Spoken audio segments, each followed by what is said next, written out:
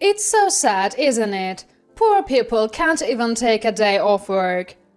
It's hard to look at someone so shabby. I really feel for their son, not being able to choose his parents.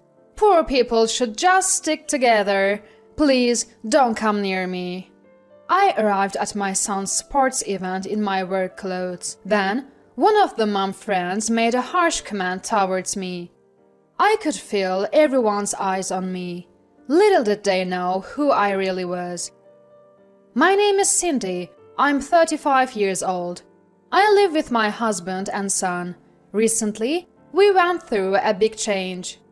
Due to my husband's job, we moved to the city. I had moved when we got married, but moving with a family was harder than I expected. Unpacking, setting up furniture and appliances, sorting out utilities, changing the address on my driver's license, the days just fly by. Especially tough was taking care of my son, Chester, while moving. Chester, ever so curious, tries to go off on his own. He doesn't care that it's an unfamiliar place. Hey, where are you going? To the nearby supermarket. You went there yesterday, right? What will you do without any money? Well, it's boring at home. Did you finish setting up your room? You haven't opened all the boxes yet, have you? Not yet, but... Do that first. Mom's heading to the school now, so have it done by the time I get back, okay? Yeah. Just once is enough for a year. I always tell you that, don't I? Today, I have to go to the elementary school for Chester's transfer process. I always try to be on time, but this morning was so hectic I ended up running to the school.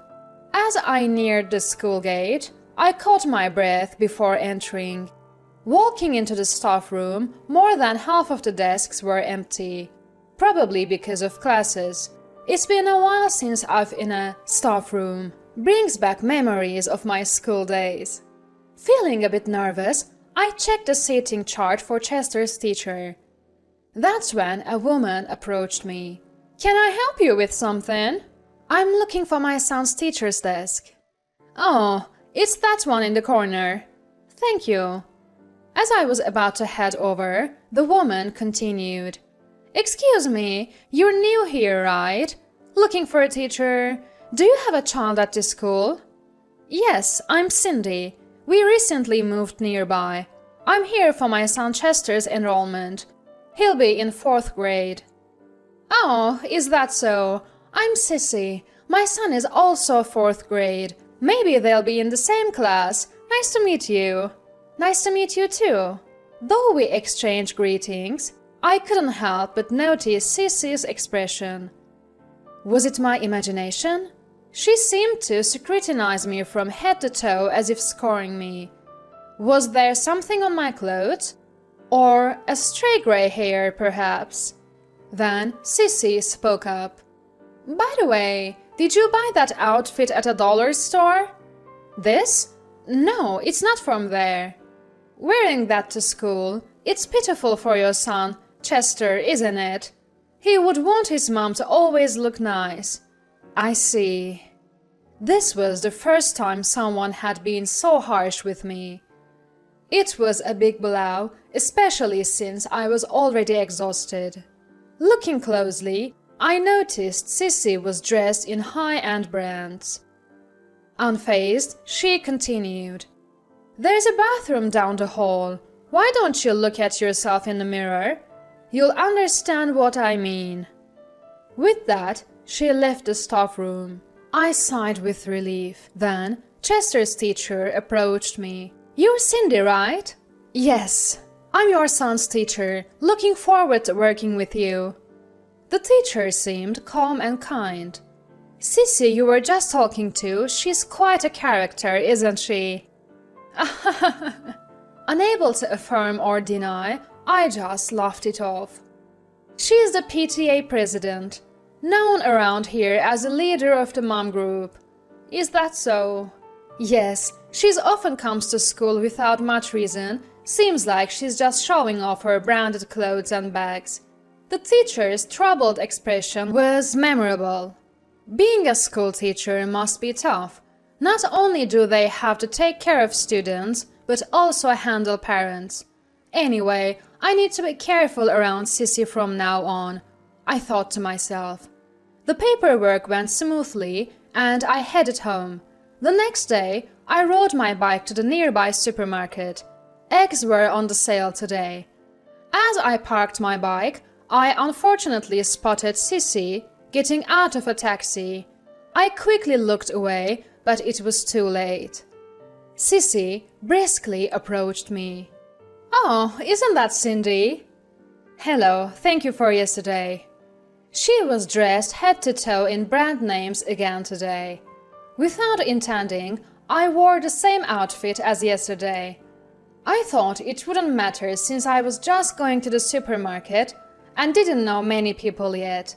But she immediately began her fashion critique. "Excuse me, are you wearing the same clothes as yesterday?" "Yes." "I'm embarrassed. It's been hectic with the move." "That's just an excuse, isn't it? Can't you dress a bit more decently?" I was lost for words at Sissy's audacity. I may only earn 3,000 a year, but I never skimp on style. My husband, a CEO, always says that first impression count. Wait, 3,000? As I stood there speechless, she continued. "Make sure you dress up for next week's sports event. You don't want to be ridiculed, and it affects your child's education too." With that, she clicked her heels and disappeared into the supermarket. I didn't go inside, but instead rode my bike to another supermarket. Everyone has people they dislike. I believe in keeping a distance from such people in interpersonal relationships. While thinking about dinner, I headed to the supermarket. A week later, it was suddenly the day of Chester's sports event. I woke up early and started making his lunch. I planned to pack all of Chester's favorites: chicken nuggets, sausages, sandwiches. I decided to ignore nutritional balance just for today. Imagining Chester's happy face, I diligently packed the lunch. Then I noticed my mobile phone vibrating. Who could it be this early in the morning? It was a call from work.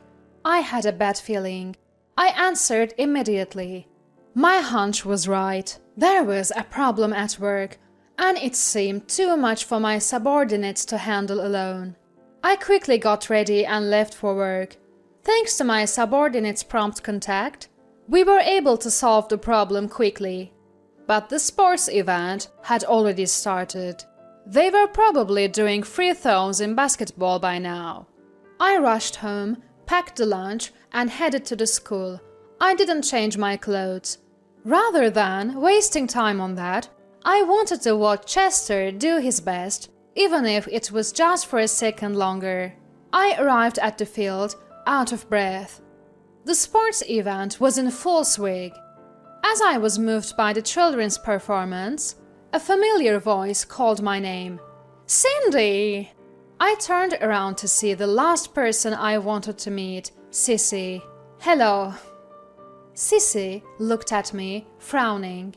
She was decked out in brands again today. "Is that work clothes?"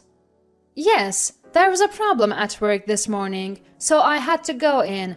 I didn't have time to change. I should go now." As I tried to leave, she wouldn't let me. "Wait a minute, work clothes? What kind of nerve do you have? Unbelievable!" Her mocking laughter echoed. I saw men in suits approaching from the VIP area. Sissy seemed unaware. She continued to tirade against me. "Poor people can't even take a day off work. How sad. It's hard to watch someone so shabby. Your son, unable to choose his parents, must be pitiful. Poor people should just stick together. Please don't come near me." Her loud words drew the attention of those around us. Everyone was looking our way, whispering among themselves. I was thinking about how to handle this situation. That's when I was approached by some man from the VIP area. A member of the parliament I often saw on street posters. "President Cindy, good work out there." "Thank you." "This morning must have been tough, but as expected of a president, resolving the issue so quickly." "It was a team effort. I couldn't have done it alone." "Are you here for a promotional activity today?" "Haha, no, my son goes to this school." "Your son? I didn't know that. My apologies." I had met him as part of a promotional campaign. Hearing our conversation, Sissy looked confused. And for a good reason. She had pegged me as a poor person, but in reality, I'm a president. My husband is an executive at Sharon Doll, a world-renowned apparel company in New York. I'm the president of that company. Our annual turnover is $500,000. We had recently moved here from the heart of New York. I'm a bit shy to say this, but we fall into the category of what one would call celebrities. The work clothes I'm wearing are a new product from Sharon Doll, designed to revolutionize work attire by combining style and functionality. It took about 3 years to develop, and it's a product we are proud of. It's been making a buzz in Japan recently, with extensive promotions. We hired a popular young actor as the model, and advertised through TV commercials, magazines, and social media. It should be quite well known, but Sissy, only interested in established brands, didn't know about our company. The crowd started whispering. I heard people saying, "Isn't that Sharon Doll's new product?" Furthermore, rumors were spreading that Sissy, despite wearing branded clothes, was ignorant of the latest trends. Overwhelmed, Sissy quickly left the scene. I was bombarded with questions about the new product by other parents, but I left it to my subordinates and went to find Chester. I found him stretching, preparing for his turn. "Chester, do your best!"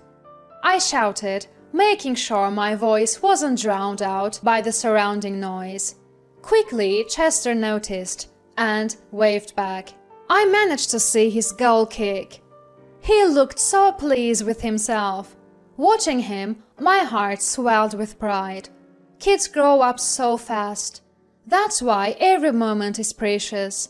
Chester and I enjoyed lunch together, and I supported him wholeheartedly in the afternoon events. A few days later, an unexpected fact came to light. Sissy's husband's company was a client of Sharon Doll. Due to this incident, the contract was terminated. Her husband's arrogant nature became evident. The company took a huge hit, likely struggling to stay afloat in our industry. Once you get a bad reputation, it's almost impossible to recover. And Sissy's public insult to me became an issue with the education board. Someone who had heard our conversation leaked her rant. There were even videos which spread quickly on the social media. Though the faces were blurred, it was obviously Sissy and me. I tried to have it removed multiple times, but as soon as one was deleted, another appeared. I grew tired of this endless cycle. It's a true digital tattoo. Because of that video, Sissy's family lost their place in both the school and the community. They stopped attending school events and eventually moved away. Sissy's family moved away late at night, almost like they were fleeing. I later learned that Sissy hadn't only been targeting me. Apparently, she often made snide remarks to other parents who didn't wear brand-name clothes. She didn't just impose her tastes on others, she also denigrated their characters. The school and other parents had been filing complaints against her. Unintentionally, we all ended up being thanked for driving the Sissy family away. Thanks to an offer from the school and support from the community, I'm now serving as a fashion advisor for parents and children. I am thrilled to be able to use my experience and knowledge. Above all, It's great to have the chance to become closer with Chester's friends and their parents. Today, I'm hosting a session on winter outfit coordination at the local community center. I've prepared thoroughly. Though it's not my main job, I'm eager to enhance my experience. As I was eating breakfast, I noticed Chester staring at me. "What's up? You've been looking at Mom."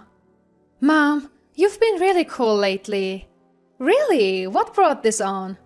"I didn't really understand your job before, but now I see your company's clothes on TV, and you're speaking today, right?" "That's right." "Mom, you're amazing. My friends even say your mom is incredible." "Really? That makes Mom happy." Balancing parenting and work is truly challenging. Sometimes I think about spending more time with Chester if I weren't working. But Chester seems to understand something from watching me work. It's been worth it, striving positively as a president, wife, and mother. "Mom's going to keep working hard, so you do your best in your studies, Chester." Okay. Just once for an okay. We finished our breakfast with smiles.